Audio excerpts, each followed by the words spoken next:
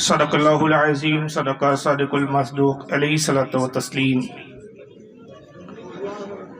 ان اللہ وملائکتہ یصلون علی النبی یا ایھا الذین آمنوا صلوا علیہ وسلموا تسلیما۔ اللہم صل علی سیدنا مولانا جد الحسن والحسین وعلی آلہ واصحابہ واہل بیتہ وذریاتہ وبارک وسلم صلاۃ دائما کثیرا کثیرا کثیرا۔ اور بڑی حیرانی کی بات ہے کہ وہ اپنے آپ کو عالم کہتے ہیں، ان سے صرف یہ سوال پوچھا جائے کہ آپ عالم بنے کب؟ تو جواب تو یہی ہوگا کہ رسول اللہ کے بتائے ہوئے علم کو سیکھ کر ہی ہم عالم بنے۔ جس کے علم کو سیکھ کر آپ عالم بنے تو اب آپ اتنے بڑے اپنے آپ کو سمجھ رہے ہیں کہ اسی کے علم میں خامیاں نکال رہے ہیں، کہ باوجود کہ اس سے پہلے ایک فرقہ تھا جس کو شیعہ فرقہ کہا جاتا ہے۔ یہ کوئی نئی بات نہیں کی اس نے۔ اگر آپ سوچ رہے کہ اس نے کوئی نئی بات کی ہے یا نیا پیغام دیا ہے یا نئی باتیں اس نے آپ کے سامنے لائی ہے تو آپ غلط فہمی میں ہیں۔ مسئلہ یہ ہے کہ آپ کو ان کی گزشتہ تاریخ معلوم نہیں ہے۔ جو اہل علم ہیں ان کی گزشتہ تاریخ سے واقف ہے تو وہ اس پر اتنا حیرانگی اور حیرت کا اظہار نہیں کرتے۔ وہ جانتے ہیں کہ پہنچی وہی خاک جا کا خمیر تھا۔ ہر شے اپنی اصلیت پر لوٹ آتی ہے۔ تو ظاہر ہے کہ جہاں سے نکلے ہیں اس روش کو یہ چھوڑ نہیں سکتے۔ جو ان کی اصل میں جو گھٹیوں میں جو چیزیں پلا دی گئی ہے وہ ختم نہیں ہو سکتی۔ اگر تاریخ اسلام کا اگر آپ جائزہ لیں تو آپ کو معلوم ہونا چاہیے کہ کلام الہی پر سب سے پہلے اگر کسی نے حملہ کیا تھا، کلام الہی جو نبی کریم صلی اللہ تعالی علیہ وسلم کا معجزہ ہے، آقا صلی اللہ علیہ وسلم کی تعلیم کو اگر دیکھنا ہے ہمیں، سب سے بڑھ کر اگر کوئی چیز ہے ہمارے پاس تو وہ کلام الہی ہے، اور اس کے بعد حدیث رسول ہے۔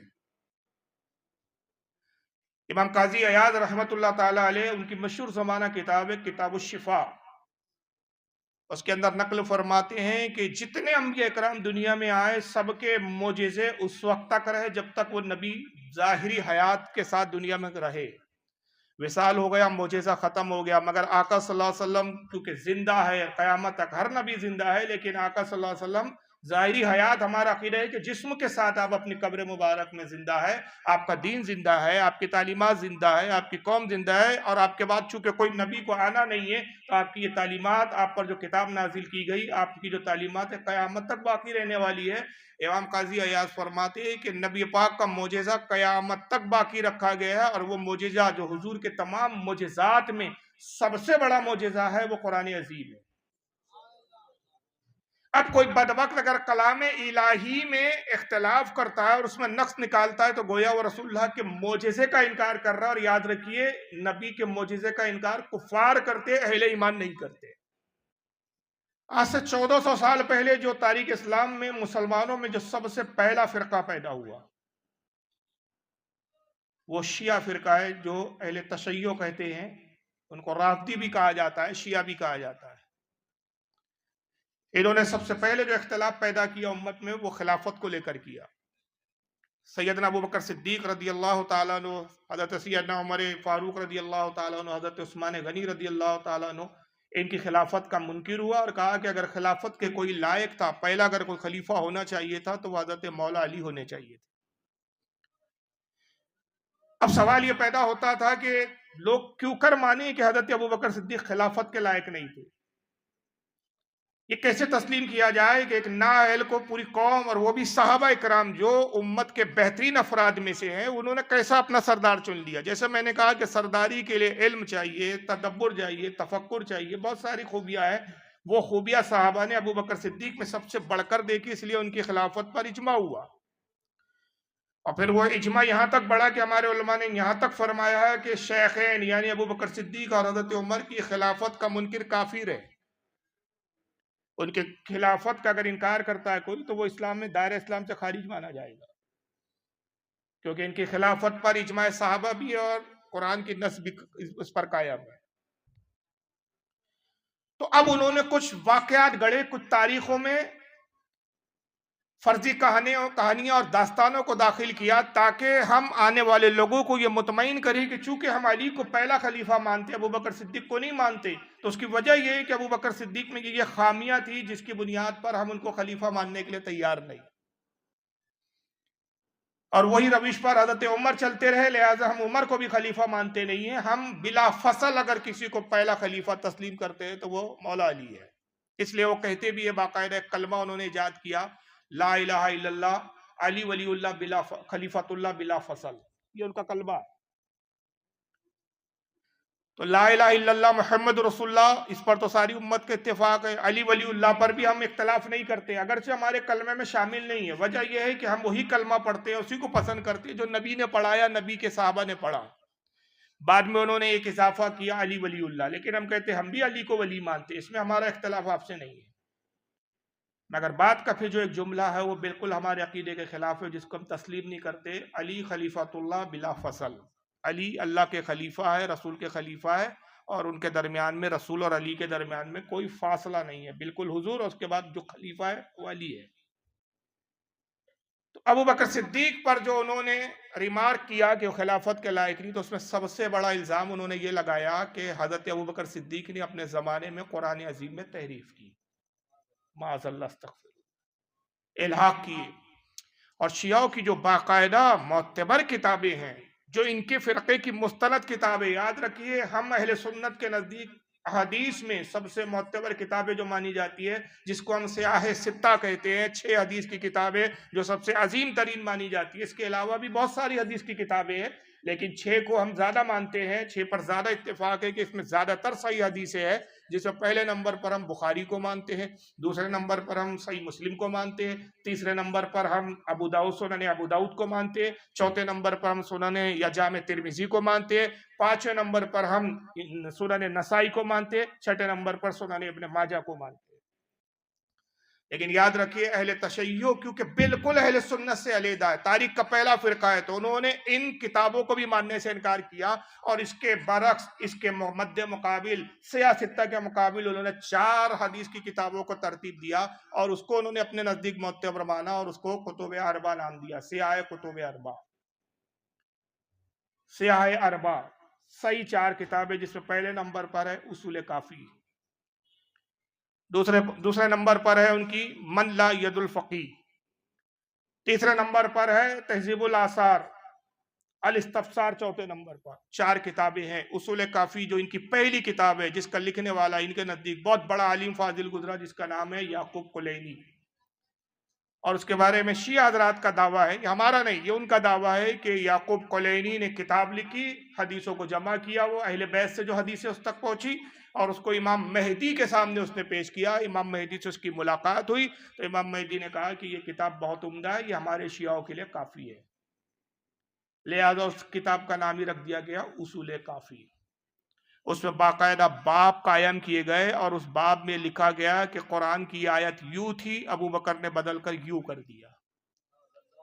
آیت یوں تھی، یہ لفظ ہٹا کر یوں کر دیا، مثلاً یوں تھی اہدنا الصراط العلی، اے اللہ ہمیں علی کے راستے پر چلا، ابو بکر نے کہا علی لفظ ہٹاؤ، مستقیم کر دو، اور آیت یوں کر دی گئی اہدنا الصراط المستقیم، اے اللہ ہمیں سیدھا راستہ چلا۔ قرآن میں جہاں جہاں علی کا نام تک، پوری سورہ ولایت تھی جو علی کے فضائل میں تھی، جس میں کئی 100 آیتیں تھی، پوری وہ سورت ہی ابو بکر نے اپنے جو ہے مطلب جو قرآن کو ترتیب دیا اس میں سے نکلوا دیا،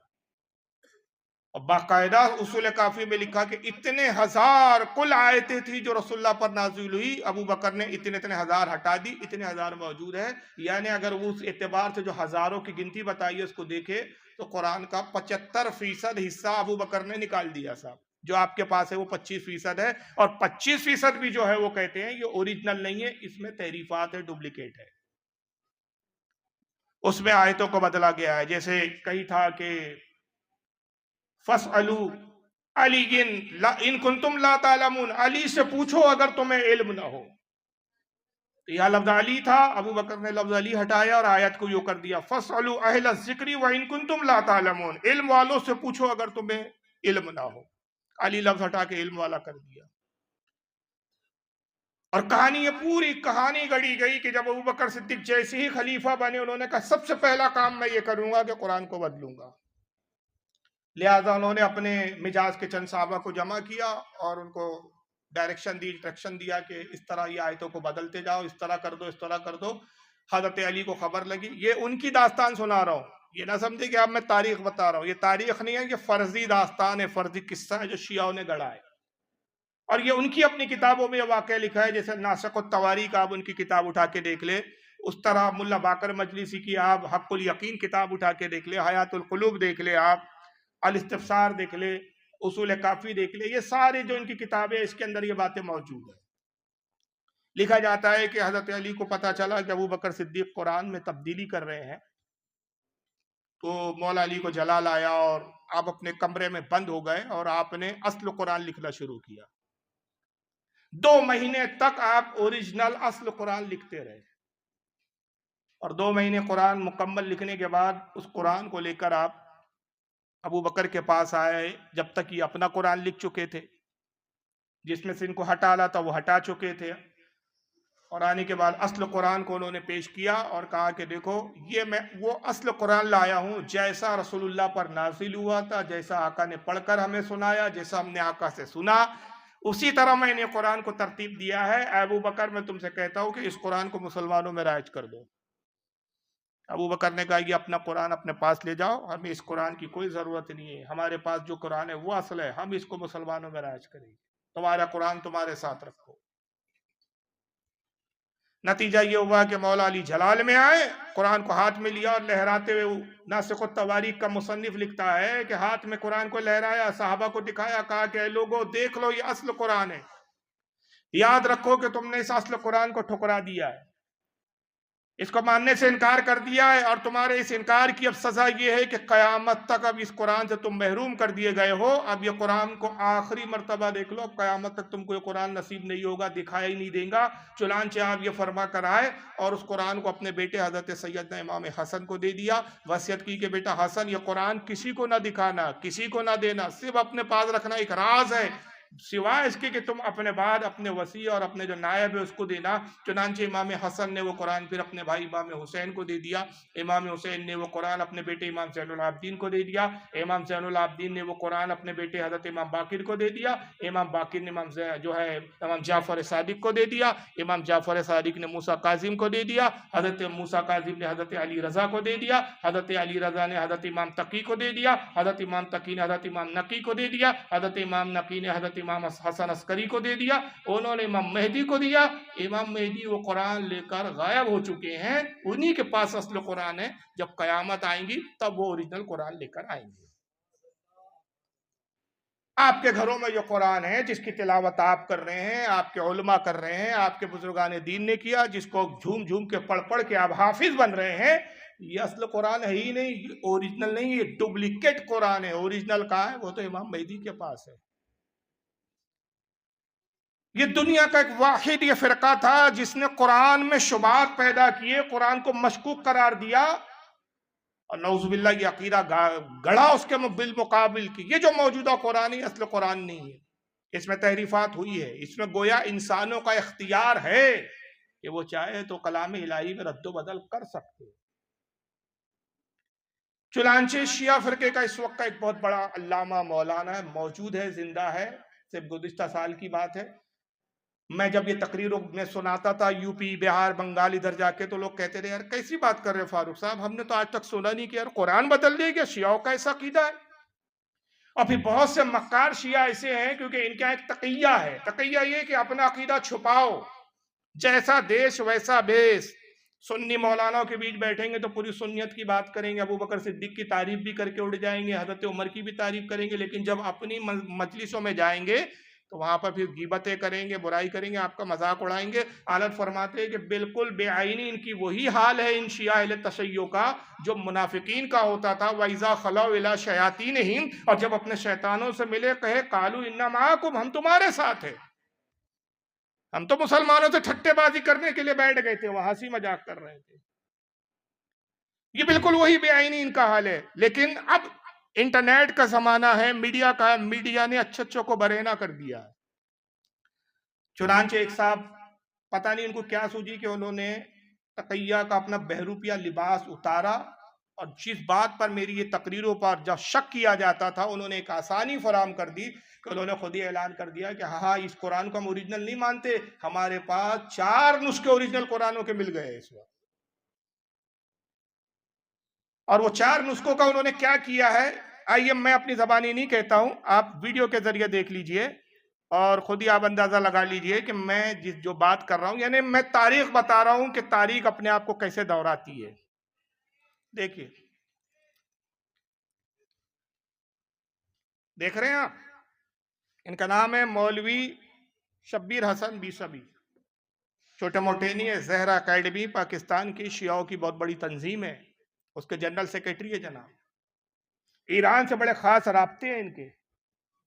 اور وہاں کے اکثر چینلوں پر یہ جناب عالی آتے ہیں اور ڈیبیٹ میں شریک ہوتے ہیں، سنیوں کے خلاف ڈیبیٹ کرتے ہیں۔ ذرا یہ مولوی صاحب کیا کہہ رہے ہیں ذرا سنیے پہلے ان کو۔ اور الحمدللہ اللہ تعالیٰ نے زہرا اکیڈمی کو یہ توفیق عطا فرمایا، میرے استاد حضرت آیت اللہ سید حسین مرتضی نقوی صاحب کو یہ ہمت دی کہ قرآن مجید کے ہاتھ سے لکھے ہوئے 4 اماموں کے نسخے انہوں نے تلاش کیے ہیں اور ان پر ریسرچ کی ہے، اور آہستہ آہستہ ہم نے اس کی سرٹیفیکیشن جو ہے وہ برٹش میوزیم لائبریری سے لی ہے کہ یہ کاغذ جو ہے اسی زمانے کا ہے جو زمانہ امیر المومنین السلام کا تھا۔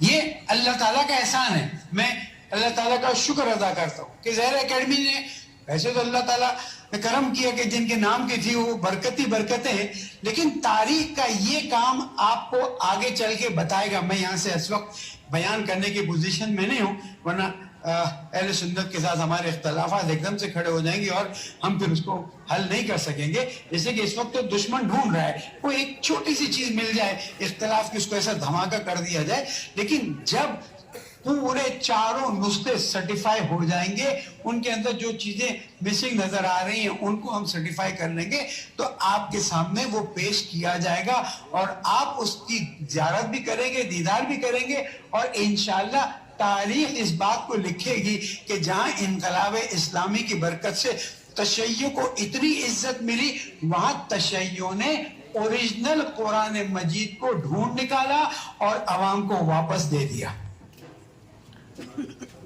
پورا سن لیا آپ نے، 4 نسخے ہمیں اماموں کے لکھے ہوئے ملے اس زمانے کے جو ان کے اماموں نے لکھے۔ تو ہم نے یہ کنفرم کرنے کے لیے،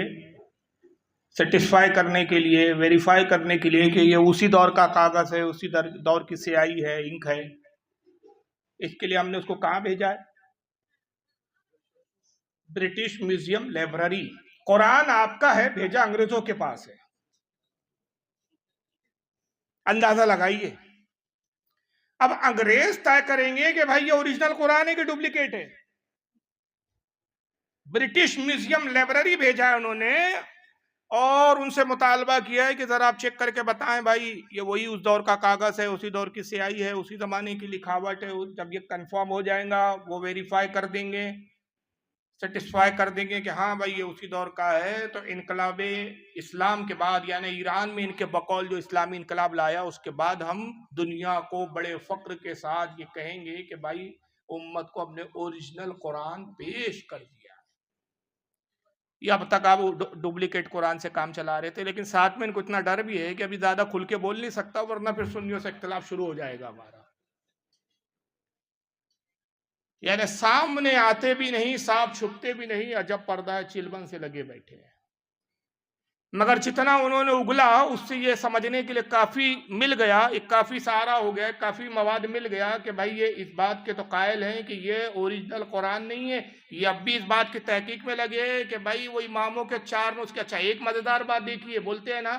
کہ بیوقوف کی ایک عادت ہوتی ہے کہ وہ کیا بول رہا ہے سمجھتا نہیں ہے، بکراہ جنون میں نہ جانے کیا کیا، کچھ نہ سمجھے خدا کرے کوئی۔ الزام تو ان کا اب تک یہ تھا کہ ابو بکر صدیق نے بدلا ہے قرآن، مگر ان کو 4 نسخے ملے، 4 اماموں کے ملے، اس میں خود آپس میں تضاد ہے۔ اس تضاد کو کلیئر کرنے کے لیے برٹش لائبریری میوزیم والوں کو دیا انہوں نے، بھائی آپ کلیئر کرو اس میں کیا ہے۔ تو ان کے پاس بھی اوریجنل نہیں ہے، ان کے پاس بھی جو ہے وہ آپسی تضاد والا 4 نسخے والا قرآن ہے۔ اور جب یہ ہو جائیں گا تو پھر ہم دنیا کو پیش کریں گے، بھائی یہ لیجیے بہت بڑا تیر مارا ہے ہم نے کہ اصل قرآن پیش کیا ہے، اب تک آپ ڈپلیکیٹ پڑھ رہے ہیں۔ حالانکہ یاد رکھیے اگر قرآن عظیم ڈپلیکیٹ ہوتا تو قرآن عظیم کی سچائی کی جو سب سے بڑی دلیل ہے، جو سب سے بڑی حقانیت ہے کہ کلام الہی یہ ویسا ہی ہے، بے عینی ویسا ہی ہے، نہ اس کا زیر بدلا گیا، نہ زبر بدلا گیا، نہ اس کا پیش بدلا گیا، کچھ بھی نہیں بدلا گیا، جیسا نازل ہوا تھا ویسا ہی لکھا گیا، ویسا ہی محفوظ ہے اور موجود ہے۔ اس کی سب سے بڑی دلیل کیا ہے کہ اس کی حفاظت کا ذمہ خود پروردگار عالم نے لے رکھا ہے، جیسا کہ قرآن عظیم میں رب تبارک و تعالیٰ خود ارشاد فرماتا ہے اِنَّا نَحْنُ نَزَّلْنَا الذِّكْرَ وَإِنَّا لَهُ لَحَافِظُونَ، اے حبیب اس ذکر کو، اس قرآن کو ہم نے نازل کیا اور اس کی حفاظت ہم ہی کرنے والے ہیں، اس کی حفاظت کا ذمہ ہم ہی نے لے رکھا ہے۔ تو جس کا محافظ پروردگار عالم ہو تو اس کو کیسے بدلا جا سکتا ہے؟ اور اگر بدلا جا چکا ہوتا نعوذ باللہ من ذالک، تو قرآن نے جگہ جگہ چیلنج کیا کہ یہ جو ہم کلام اتارتے اپنے نبی پر یہ اللہ کی طرف سے ہے، یہ محمد بناتے نہیں ہے۔ مشرکین کہتے تھے، کچھ مشرکین نے کہا کہ محمد خود ہی سے بنا لیتے ہیں،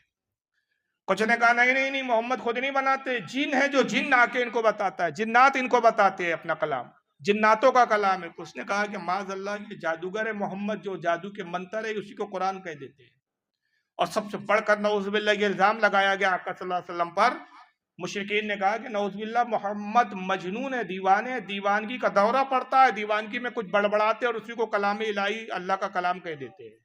معاذ اللہ استغفر۔ یہ ساری جو بولیاں تھی کہ قرآن کلام الہی کو مشکوک قرار دیا جائے، شک کے دائرے میں لایا جائے، یہ مشرکین اور کفاروں کی بولی تھی، مرتدین کی بولی تھی،